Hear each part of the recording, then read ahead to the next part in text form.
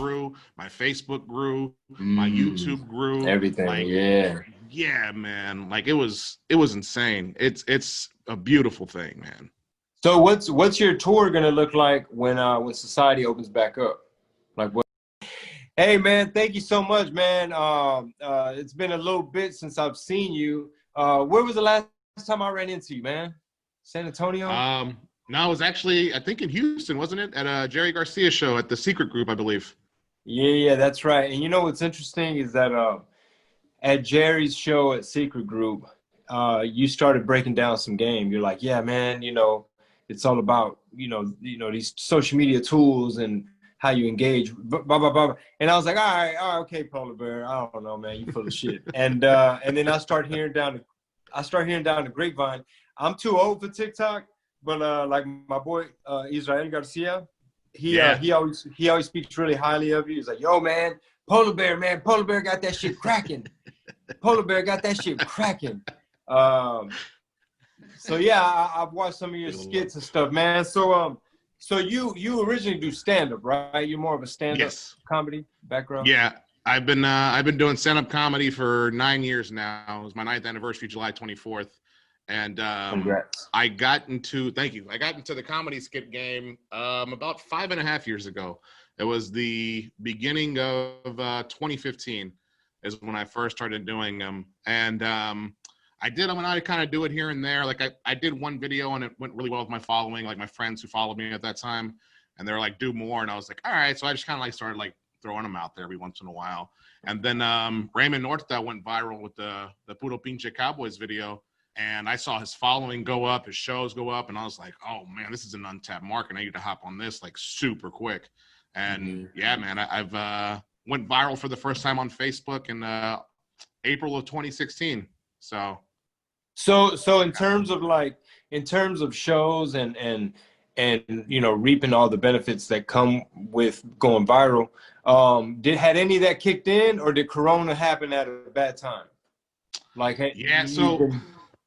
So Corona happened at a bad time because actually me and Israel were supposed to go on the nationwide tour with Mario Salazar and Raymond Norta, and the Corona happened, that kicked off, and we had to postpone the whole tour. And that was like my first nationwide tour. So like that kind of like killed me. But at the same time, I like weeks leading up to that, I'd been praying every morning and asking God to kind of direct me into the right direction. And if this tour is for me, then cool. If not, then give me a sign and let it go away, And so I remember thinking to myself, who am I to ask God's will to be done?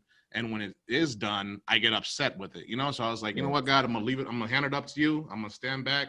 I'm going to see what you do and how you work. And man, if that wasn't the best thing to happen in my career, it is absolutely insane, man. You being on lockdown? Yeah, man. Like it really forced me to adapt. And people were asking me in the very beginning, how can we donate to you? And I didn't want to just take donations. So I was like, man, I gotta figure something out. And I had the studio already built before I quit my job last year.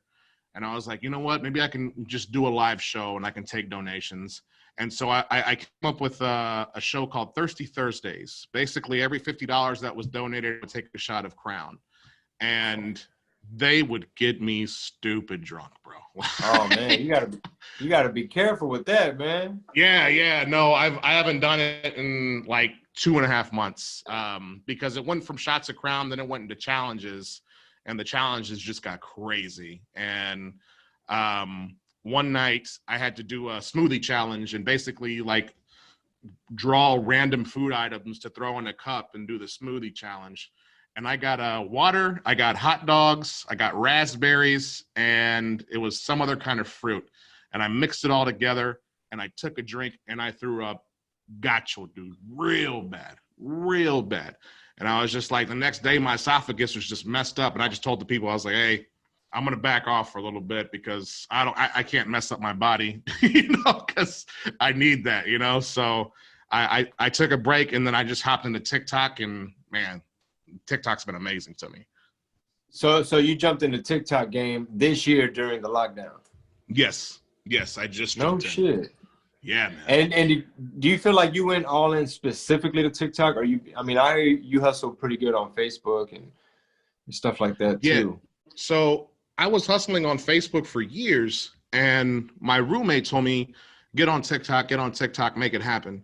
And I told him the same thing, like, that's an app for kids. Am I going to do it? I ducked and dodged him for a year. And then when this quarantine happened, I was like, shit, man, I might as well do it, you know? So I did it for the first couple of skits I put up. It was like 300 views, 400 views. And I was like, all right, man, maybe I shouldn't be on this app, you know? And then something clicked to me where I got mad. And when I get pissed off with something or upset with something or frustrated with something, I start watching YouTube videos. I start really learning the app and the system and how it works. So I started studying TikTok algorithms and everything. And I learned how to do it. And everybody was saying on every article I read, every video I saw was saying release 1 to 3 skits a day. And I was like, all right, that's ridiculous. You know, that's insane. But so I was like, what's that? No. I'm just tripping. I'm like, I think you're about to get to the part where you're like, and now I do that. Yeah. So basically, I was like, all right, I'm going to do 2 weeks straight of just releasing skits. That's all I'm going to do. 2 weeks straight, 1 to 3 a day. I'm going to see what happens. If something gives, I'll stay on it and I'll stay the course and keep moving. If not, I'll go back to Facebook. We'll regroup. We'll figure something out. So for 2 weeks straight, I released 1 to 3 skits a day. And on the 14th day, no lie, I started May 27th, and on June 10th, the final skit that I did was a joke that I did on stage about me growing up half white, half Hispanic. And I turned it into a skit form. And I created these characters. I created my Tia as a character, and that one took off. People were like, you got to do more like this. And I was like, man, this is my life story growing up half white, half Hispanic. I would always compare sides of the family, like white side and Hispanic side, totally different. And I had like 15 minutes of material. I was like, I can do this all day. And so no lie, Chingo, I went for 2.5 months straight of releasing at least one piece of content a day, sometimes 2 or 3 a day. And from May 27th, I had about 280 followers to today, I have 817,000 followers. Nice. And those are TikTok followers? Those are all on TikTok. And because of TikTok, my Instagram grew, my Facebook grew, my YouTube grew. Everything, Yeah, man. Like it was insane. It's a beautiful thing, man. So what's your tour gonna look like when society opens back up? Like what's the plan now? So I know for sure I have a connection out in California, and he wants to get me out in all those clubs over there. So I know I'm going to do that for sure. I just recently got in good with the improv clubs, and I'm going to start working with them a lot more here in Texas. So hopefully that can branch out into something else. I've been kind of reaching out to other like clubs, comedy clubs, to see where I can get in and everything, since, you know, trying to kind of, you know, strike while the iron's hot type stuff, you know? And the hard thing with that is the comedy club business is like so many things up in the air that, like, you know, like behind the scenes, my tour dates, they're like moving all the time behind the scenes. Like I'm not announcing shit. And like today, for instance, a whole bunch of these California dates, it's like, hey, they're saying, do you want to do like November or something, or you want to just wait till 2021? I'm like, all right, California going through some shit right now, and that's right around elections too, and they're gonna do that mail-in shit, and motherfuckers gonna lose their minds. I was like, nah, 2021, I'm gonna go do the fucking Mad Max tour and shit. But yeah, no, like, you know, I get you. You're trying to strike when the iron is hot, but it's a tricky time to get in. Thankfully, you got in with the Texas Improvs, but, you know, you might have to wait till society opens back up. You find your ways to hustle.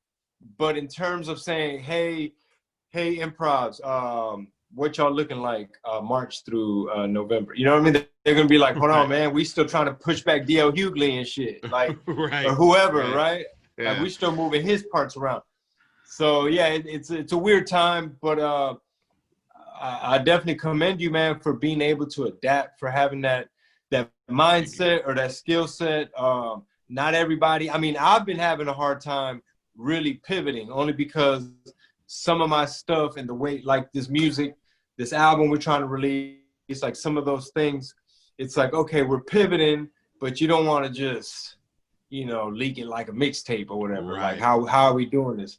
So yeah, man. So props to you, man, for being able to like take a situation that's like, man, because Israel told me, man, he had his hopes up too for the tour you mentioned. He's like, dude, I made so much fucking merch. You know, he's like, Dude, I had we a both fucking did. shit. Yeah, you know what? It happens, bro. I mean, same with me. You know, I wasn't touring, I wasn't on the road. So on my tour merch, same thing. It's like, okay, let me sell some of it online and we'll just wait for the tour dates to open back up. But so you're from Austin originally?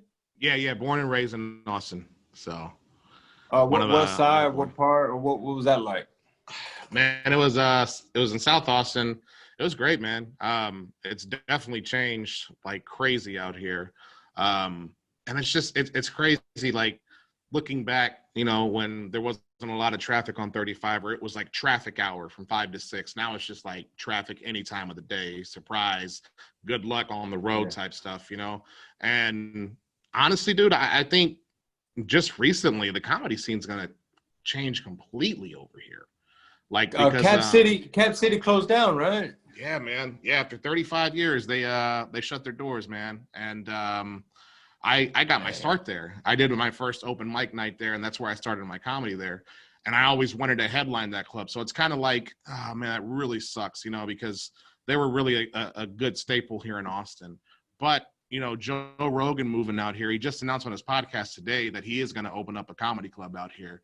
And I really think it's just going to turn the Austin comedy scene on its head, dude. Like it's about to blow up. I believe that's my take on it. I think. You still live out there? Yeah, I'm still out here. Shit, you got a futon in that Polar Bear Live studio for me? I do, man. They call it the casting couch, but nothing's happened on there. But you're more than welcome to crash. It's a virgin couch. Yeah, it is. I'm gonna be on your futon while I stalk Rogan and shit. Like, where he at? You know, I seen him. I heard it was a bald dude at the Whole Foods over there by something Cavern or some shit. He probably would shop at Whole Foods too. Absolutely. Yeah, man. So you were gonna tour with Raymond and Mario. So do you hit the Valley a lot? You go down there a lot? Yeah, man. I was down there all the time. I love the 956, dude. They are just the most amazing, supportive people. Like they are just outstanding. They're great, dude.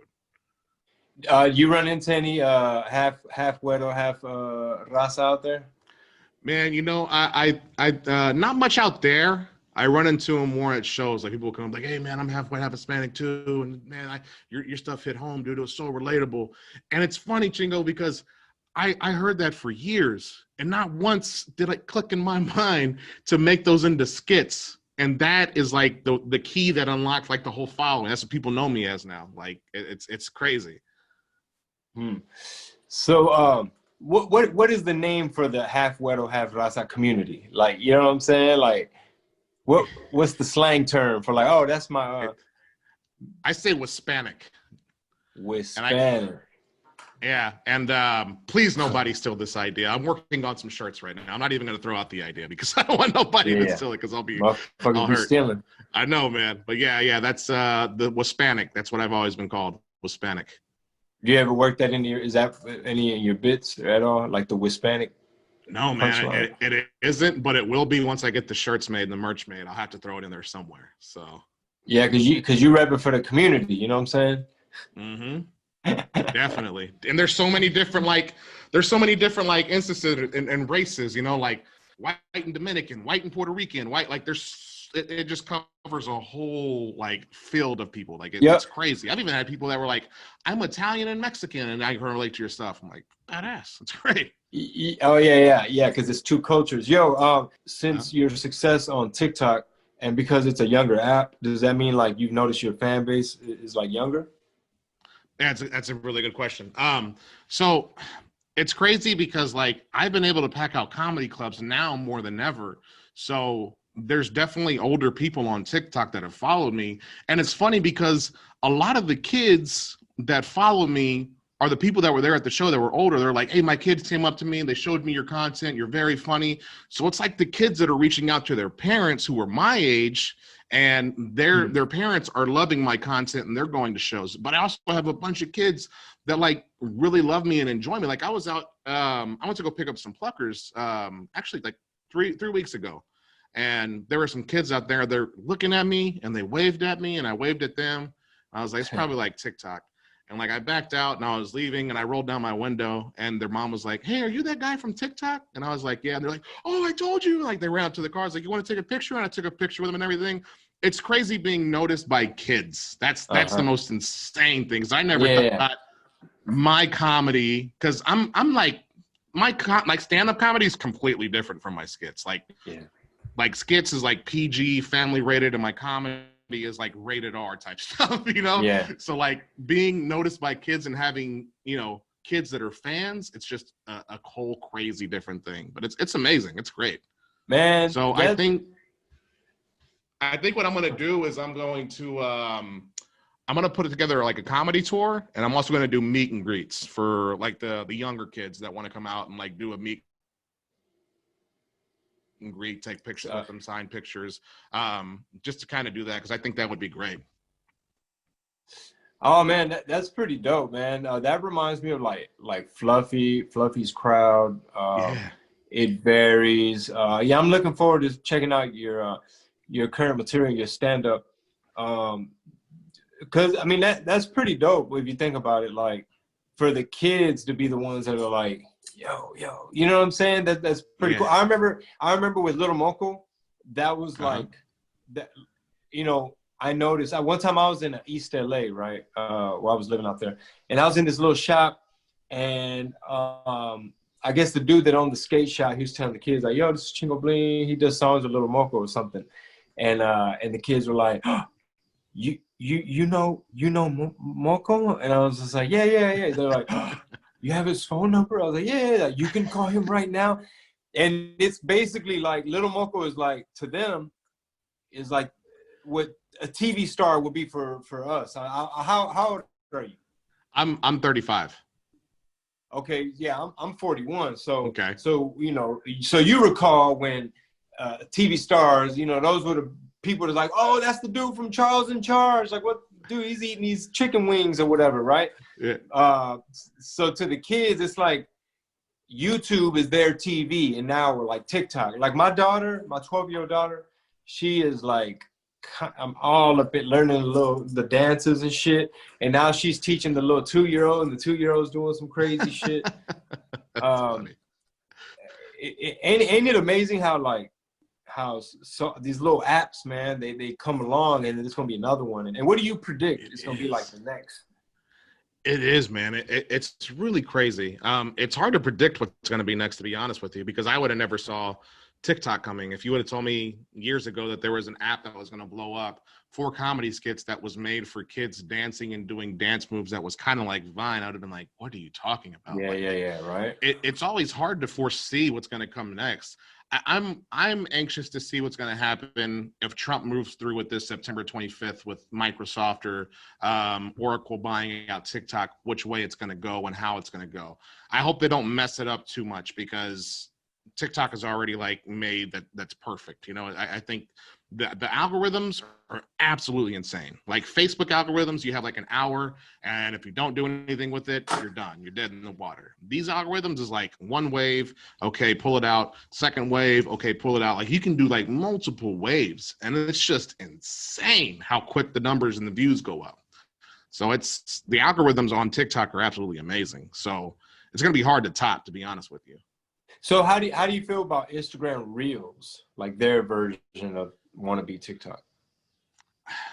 I think it's there. I don't like the whole 15-second thing that you have to do 15 seconds or less. That to me, it's kind of like Vine, which I get you have to be kind of different, but I don't think that their algorithms are matching TikTok's algorithms because it's just it's different. Like I'm a really big geek and a nerd when it comes to algorithms. Like I study them and I look at them and I'm fascinated by them. And TikTok is, like I said, you put it out and you could be dead in the water at like 10,000 views.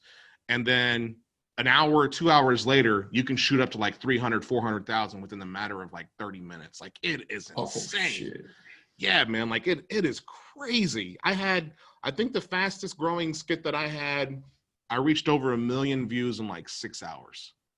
And that's yeah, dude. And that's my biggest one on there. I think it's like 9.5 million views or something like that. It's crazy. What was that skit about? What do you think? What was it about that skit that made it that people loved it so much? I think a lot of people could relate because it was a story about my life. Like really, like anytime I say tortilla, I say tortilla. And like everybody always makes fun of me, like, come on, bro, just say tortilla. Like, no, dude, it's tortilla. I'm gonna call it tortilla. But bro, you're white. You know what I'm saying? Like they always say that. So I turned that into a skit, and it even made a character named Todd out of it. And I think a lot of people could relate to that because there's a lot of light-skinned people like me who call it tortilla instead of saying tortilla, you know? And I always had my friends make fun of me like, bro, why are you saying it like that? I'm like, what? Tortilla, you know, like they'd always mess with me. And so I kind of grabbed that. And honestly, I didn't even think anything of it. I was like, all right, I'm going to throw this into a skit. I'm just going to chunk it out there because it's content. That's when I was doing the 2.5 month straight thing. And it blew up, dude. It became a series to where like I said tortilla, then I said queso, and then I said tajin, and I did all these different words, and people loved it, man. It was amazing, to be honest. That's funny because it's kind of weird that they would make fun of you for saying it properly. You see what I'm saying? It's almost like, I don't want to say it's like reverse racism or nothing like that, but it's kind of like, oh, because he's light skinned, yeah, you're giving him a hard time for saying it like that. You know what I'm saying? It's almost kind of like, yeah, like even if you were 100% white, like you have the right to learn Spanish and use it correctly. Right. Right. Oh, I'm sorry, I'm pronouncing it right. Sorry about that. Like the funny. Go ahead. Sorry, my bad. I think it was like glitching. Go ahead. Oh, I think it might be. Is my internet connection okay? I hope it is. Shit, it might be mine. You guys are okay. I can hear you both. Oh, okay, it must have glitched on mine. Right. But can you just repeat? No, but yeah, it's exactly what you're saying. Okay. Sorry about that, Chingo. Yeah. Can you say the last sentence? Like make your last point because it glitched each time. Yeah, definitely. Yeah, so you're exactly right. Like with the reverse racism, we'll put it in quotes so people don't get offended. But yeah, man, it's dumb. Like I'm trying to say it right. I'm trying to pronounce it right. Pronunciation, tortilla, queso, everything. They're like, come on, bro, just say queso. Like, no, dude. And it's even, and the messed up thing about it is it's usually like Latinos are like, bro, just say queso. Say tortilla. Like, no, dude, I don't want to say it. You should be telling me to saying queso or tortilla or making fun of me for not saying it right. I should be getting cool points, but instead you're being a dick. You know? Come on. Yeah, I mean, I don't know. I feel like you could even dig into that some more. You know what I'm saying? Like, I want to see you do the I mean, hear if you talk about that on stand up, but yeah, I find it interesting, man. Like, I'm really fascinated by all that. Like, it's interesting how you have, you know, I guess what would you consider yourself biracial? Is that the term? I guess I've never really looked into it, to be honest with you. I don't know, man. I think the whole race politics has gotten way too sensitive for my taste. Yeah, no, like, no. Like, yeah, trust me, bro. I'm sure you get it. No, I'm not trying to stir up that pot. Basically, you just a weirdo from Texas. Basically, I mean, that's why I asked you. I was like, yo, when you go down to the valley, like how often, or anywhere really, because you know, I meet dudes like you, you know, in terms of like, you know, they half white. Shit, a bunch of people got family like that, like my wife. my wife's family, there's some, there's some half black, half Mexican, half white, half Mexican. There's a whole bunch of stuff like that. And but I wonder though, like her little nephew Andrew, he's half black, half Mexican, and so he I think he identifies a little bit more with his Mexican side, but then his sister, she, I guess, feels a little bit more black or something. I don't know. I guess maybe you can do a skit about that, right? Like, I'm feeling a little bit more white today, like yeah. You go do some Karen shit, which is an unfortunate stereotype, right? It's like it really is. That shit is hate speech, man. You can't be calling people the K word, man. Quick question. I'm off. And the second question, I'm sorry. The second question we have is, since you pretty much act in your skits, do you plan on going into movies? It's definitely on the table. I definitely would. I've always been infatuated with movies and comedy movies.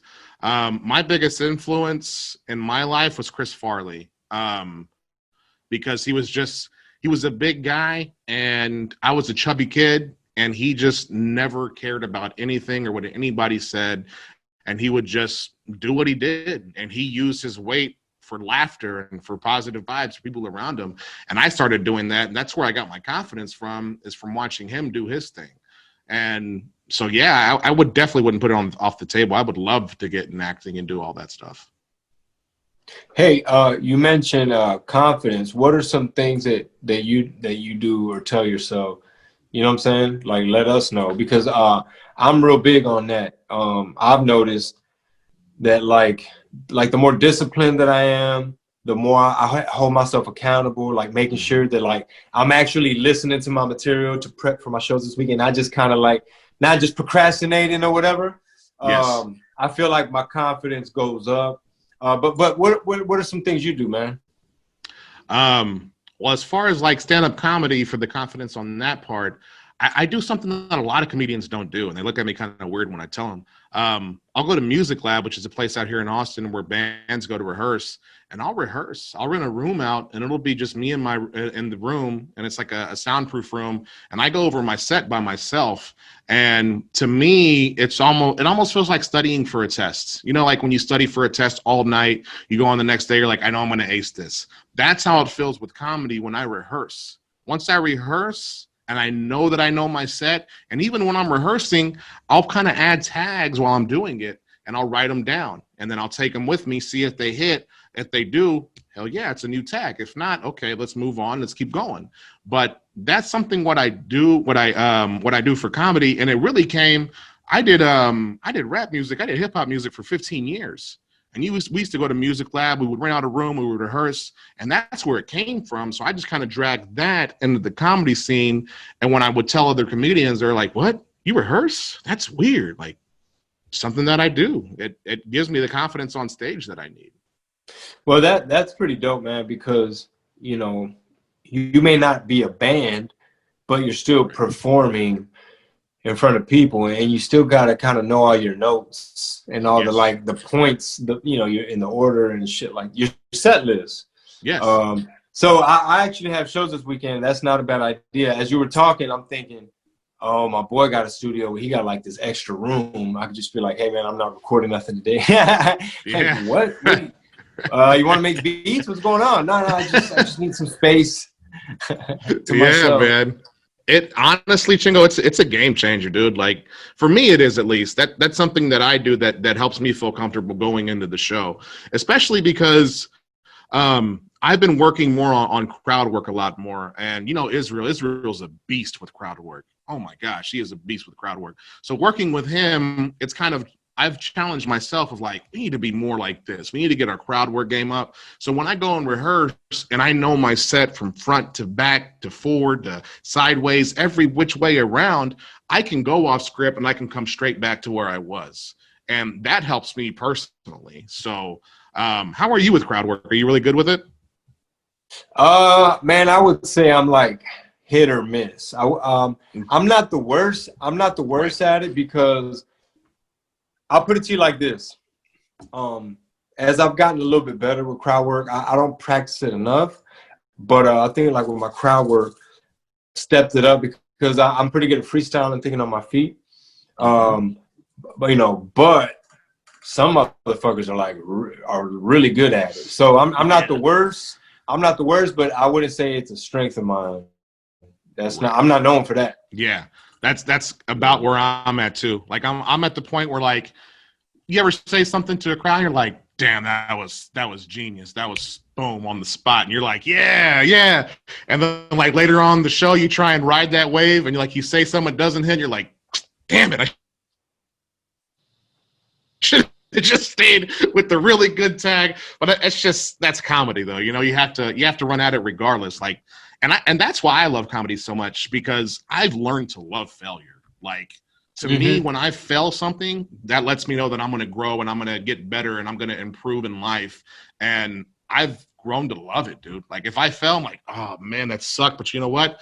This is great, because now I can figure out how to beat this. It's like a video game. It's like a game. Yeah. You go through, you try and beat this one dude, you lose, you continue. Okay, what did he do right here? Let me go back and do it. Fell again, get up, go back, do it again. Okay, how do I do this? There's just little tweaks that you can do. And life is so much like a video game, it's ridiculous. Yeah, it's like simulation theory, brother.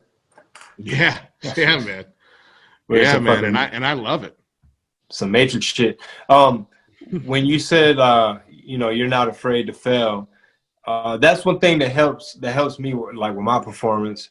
Anytime I remind myself, like for instance, we just did Waco, Texas.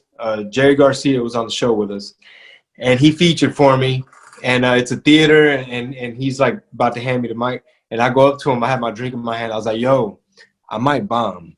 And then I grabbed the mic from him. He's like, "What?"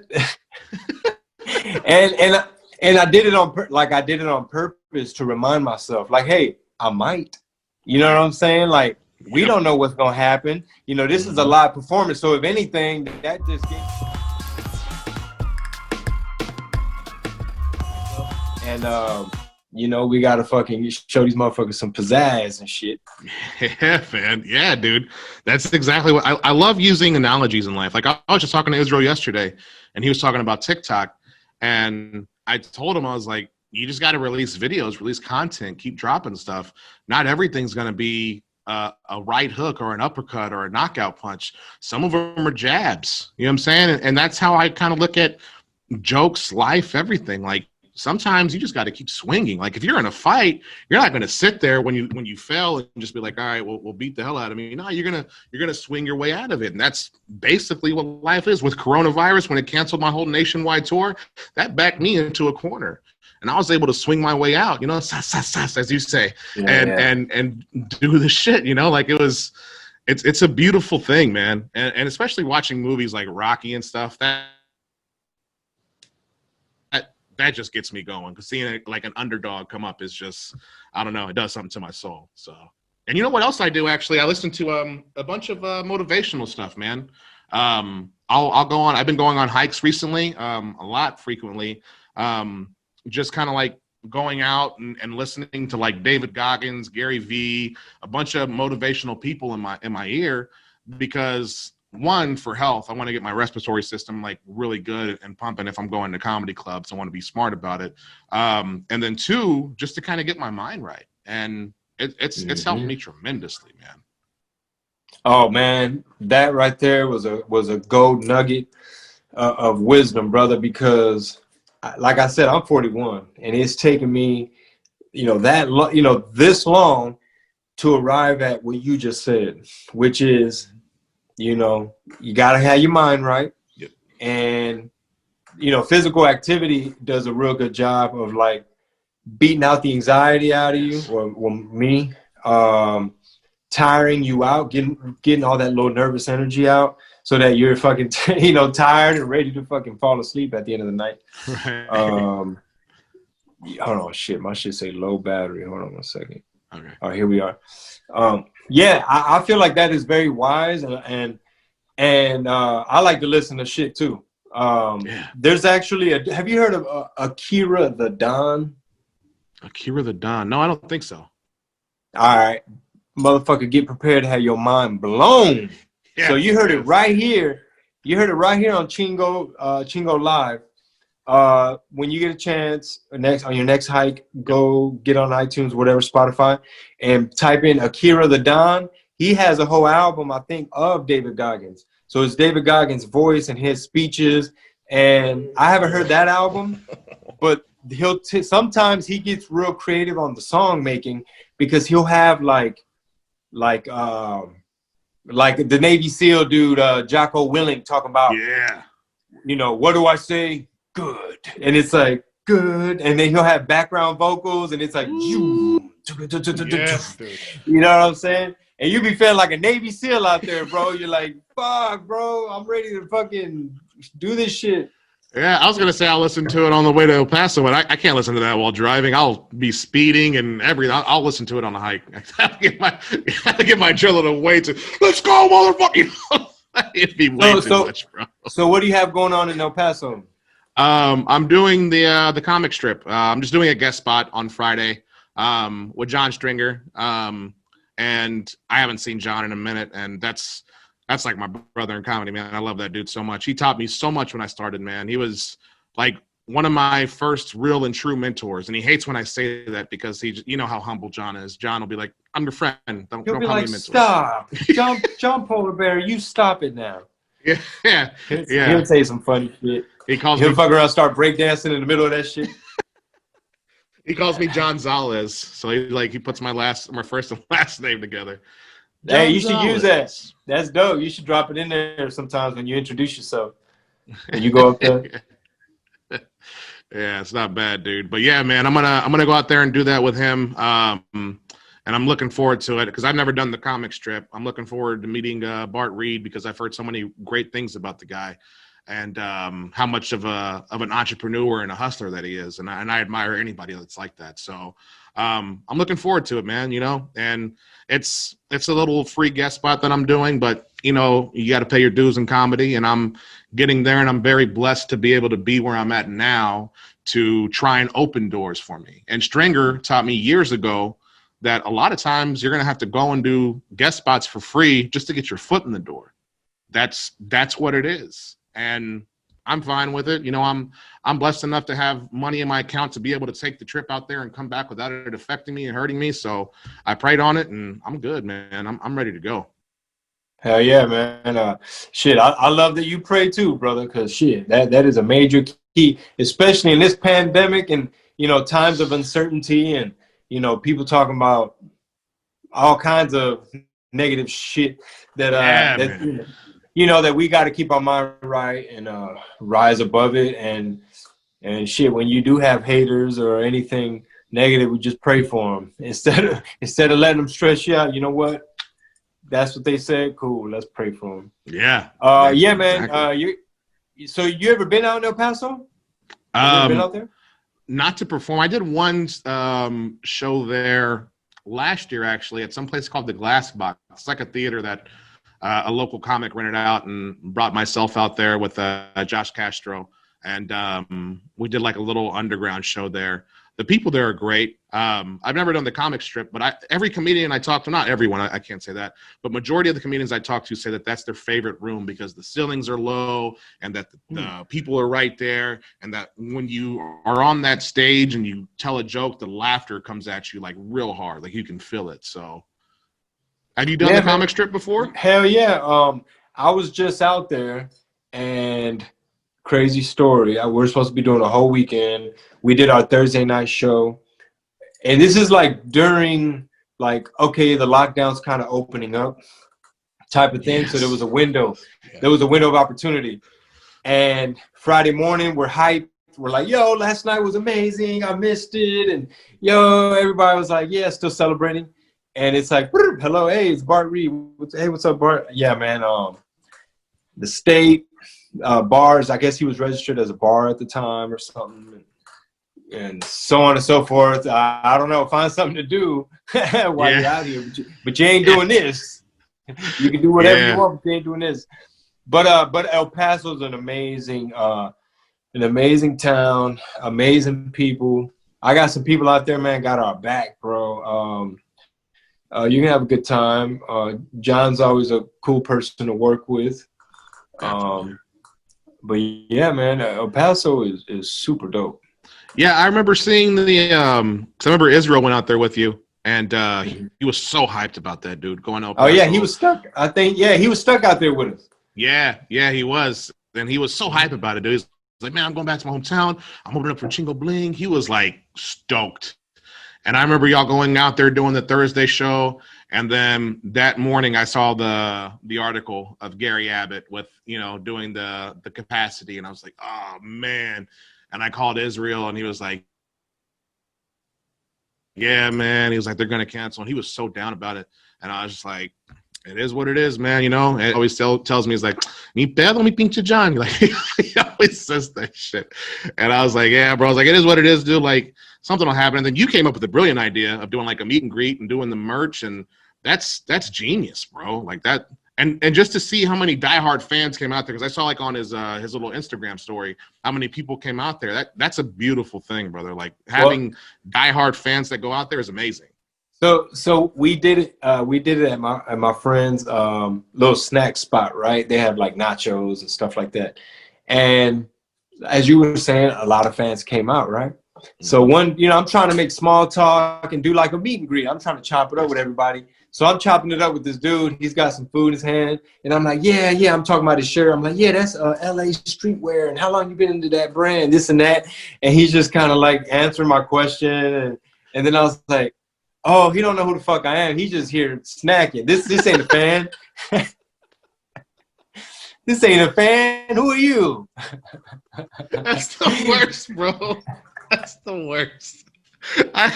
It's funny you say that because I had a girl who messaged me on Instagram, and she was like, hey, were you just at Buc-ee's?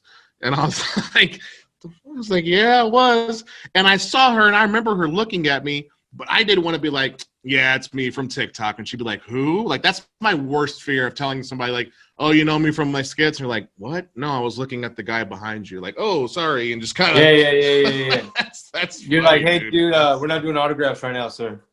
And you're like, what? Right, like, trying to grab a napkin. the ketchup's the right. Here they are. Just sign a napkin for you. Go ahead. Leave. Yeah. I just wanted some of that Chick-fil-A sauce. Your elbows right up on it. Yeah, dude. Yeah, that's funny, dude. That's so hilarious. Do you know the other? I don't know if he's white. I think he's white. The white guy, the comedian from El Paso. Do you know him? I know that was vague as fuck, but yeah. It's El Paso. It's El Paso. How many OG white comedians? I think his name's Sam. I think. Oh yeah, dude, Sam Butler. Yeah, he stopped by. Yeah, man, super cool dude, man. That guy is.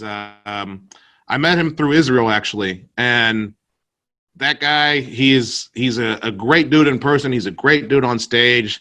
He put in a good word for me with some people, and it blew my mind when they told me, yeah, Sam, because like Sam, I met him. And don't get me wrong, he was super cool, but we didn't like, you know how you like hit it off with the dude. You're like, man, we're cool as shit. Like we're really good friends now, whatever. I didn't get that vibe from him. Not saying like he's a dick or anything. It was just like an acquaintance of like, hey, what's up, man? How you doing? Nice to meet you. We talked for a little bit, kind of shoot the shit a little bit. But I didn't think he was going to cut for me like he did. So when he did, it kind of blew my mind of like, dude, what the hell? And Israel's like, yeah, dude, I told you, man. Sam's cool, man. Sam's cool people. And I talked to Sam, and I thanked him for it. And he was like, oh, yeah, man, no problem. So I cut for Sam, like, hardcore, man. And I know that he's a really big hustler, and he has a good head on his shoulders, you know? Like, he's more about business rather than, petty shit or drama or anything. Like, even if somebody has a problem with him, he'll go up to him and like squash it. Like, hey, what's going on? We're good. Whatever. This was said. That was said. Let's just move on. Like, he's more about business than, trying to be like in the drama entertainment of comedy. Cause how comedians can be dramatic a lot of times. Let's be honest. Like there's some that are out there that are. Yeah. Well, I mean, I guess the ones that I roll with are like, super fucking cool and professional. I mean, but you do hear certain little things about certain people. Egos. That's a big one. Some cats are territorial. Yeah. But I'm happy that I came into the game as an outsider because, you know, I just kind of knew what territory I was getting into in a way, you know. And some people tell me straight up, like my boy Slade Ham. I think Slade and like a couple other cats are like, I ain't gonna lie, man. When I first heard, you know, Chingo Bling, what the fuck was he doing stand up for? You know, he's trying to get a piece of our pie type of thing. But for the most part, man, I think it's one of those art forms where, like, in general, the community, man, almost like maybe, I don't know, I'd imagine chefs or cooks or something, I don't know, you know, the restaurant world or some shit where, like, you know, everybody's an artist and everybody's cool and respectful and you know, nobody tries to be a jerk. Yeah, and don't get me wrong, there are comedians out there that I absolutely love that are amazing people. I think I just kind of grew up with a sour taste in my mouth because the Austin comedy scene is kind of hit or miss. And when I first got into it, there was like the people who had the cool kids table, you know what I'm saying? And like if you weren't with them, it's almost like Mean Girls, you know, like if you weren't with them, you were kind of like, whatever, you're an outsider, da da da. And it's kind of like, all right. And I got a lot of hate because I started like dropping viral videos. Who were like, he's just a viral video comedian. He's not even a stand-up comedian. You know, all that stuff. So I'm like, all right, whatever. And I'm not the type to be like, no, I'm not. I'm this. Like, Hello.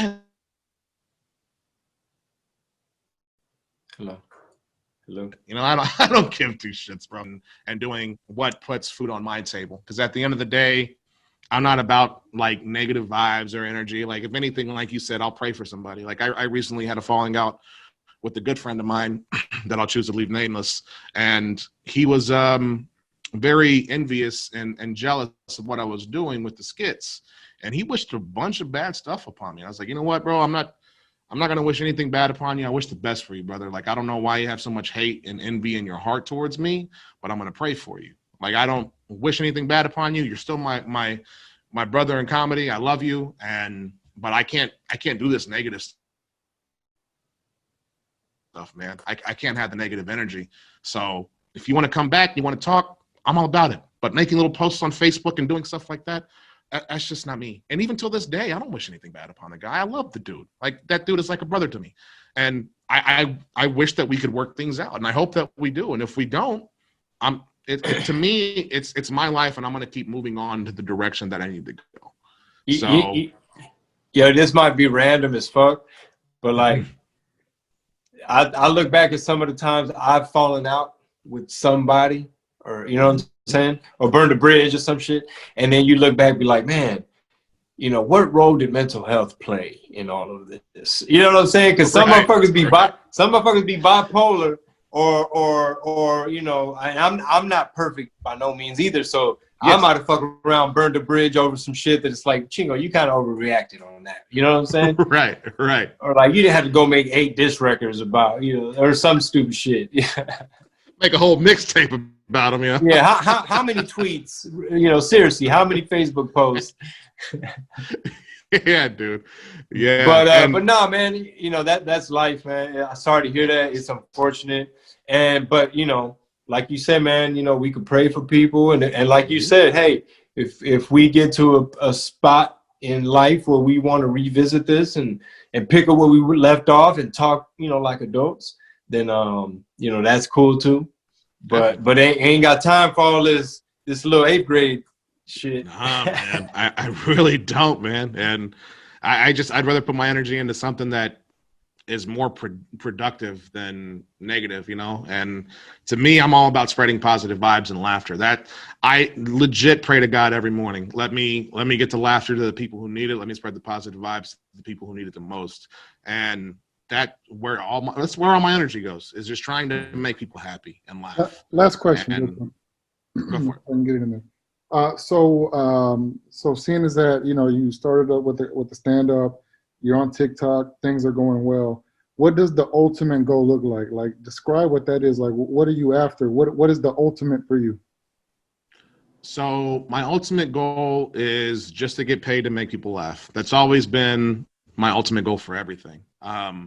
If I can make a good living to where if I want a family, I can provide for my family, and I can make people laugh and get paid for it, I don't care if it's acting, I don't care if it's doing a podcast, if it's doing stand-up comedy, just doing skits, being a content creator, as they call them now, I don't care. As long as I'm getting paid to make people laugh and I have financial freedom and freedom to do what I want, to me, I've made it. If it goes further, badass. I will be on TV. I will do shows. I will do anything that is asked of me to do, because I legit do love making people laugh.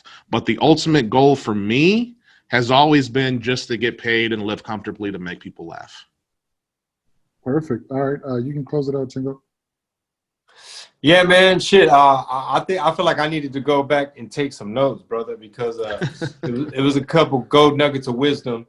Thanks. But I really like what you said at the end. You know, you pray every morning about, you know, what your intention and what your goal and your purpose is, and your system is, hey, you know, Lord, grant me the energy or the wisdom to provide that good energy to people, man. So keep doing what you're doing. We got your back. You know, one more thing. I don't want to cut you off, but just before we cut it, talking about the praying every morning, I just feel like I feel compelled to get this out there.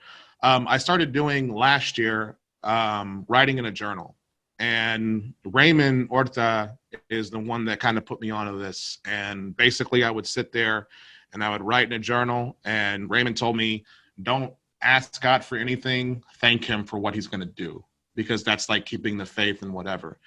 And I'm not lying to you, Chingo. Last year, I didn't know what I was going to do, because I quit my job in March of last year.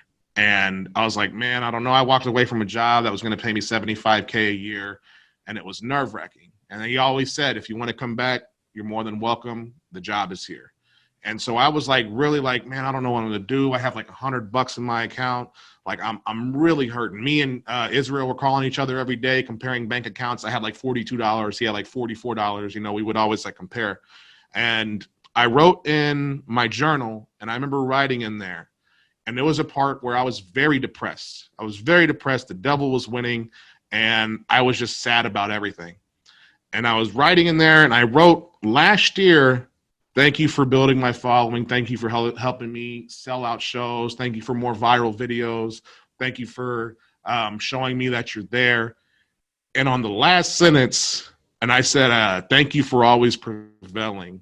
And when I wrote out the words prevailing, it's like God came down and just touched. Like I'm like getting emotional just thinking about it right now. Yeah. But it's like God came down and touched me, and something just went over my body, like where I just started bawling. Like crying so hard. And then I write with like gospel music and Christian music playing in my ear. And right after that feeling, it was Kirk Franklin's Smile came on. And he was like just starting to sing the part of the Tupac, the Smile for Me. Okay. And I was just bawling, dude. And I just remember like crying but smile. I probably like a madman, because I was like crying but smiling, like, all right, God, this is what I needed. I know that you're here. I know that you're with me. I know that you walk with me. And I look back now on that, what I wrote in December of last year, and to see all that come to fruition and see all that just come to the truth is a beautiful thing, man. So if anybody out there is struggling with depression or any kind of thing, really pray, talk to God, and you have to keep the faith, man. Important thing of all. You have to write in your journal, you have to trust in him, and he will guide you through this journey, especially if it's something that you love. That journaling helps, absolutely. I'm thinking about trying to do a challenge maybe in October, like 30 days of mindfulness or something, and maybe just make it simple, where it's like either you're going to do a meditation or you might journal, but you got to do the bare minimum, you know, you know, pray, that'll count. And we're trying to potty train my 2-year-old, so it's like we need to have a chart with stickers for us too. You know what I'm saying? Like, right? Yeah, dude. You know, because you know, think about how easy or difficult it is to make a habit or break a habit. Yes. You know, all that psychology of how our brain works. I mean, like, from the time we're babies, man, we're already being either like molded or brainwashed, or either you're being taught to be afraid or taught to have faith, or all the things you instill, in your kids is to try to like mold them and set them up so that, when they're our age, we're not sitting here like, fuck, I'm trying to journal, you know what I'm saying? Like, we over here.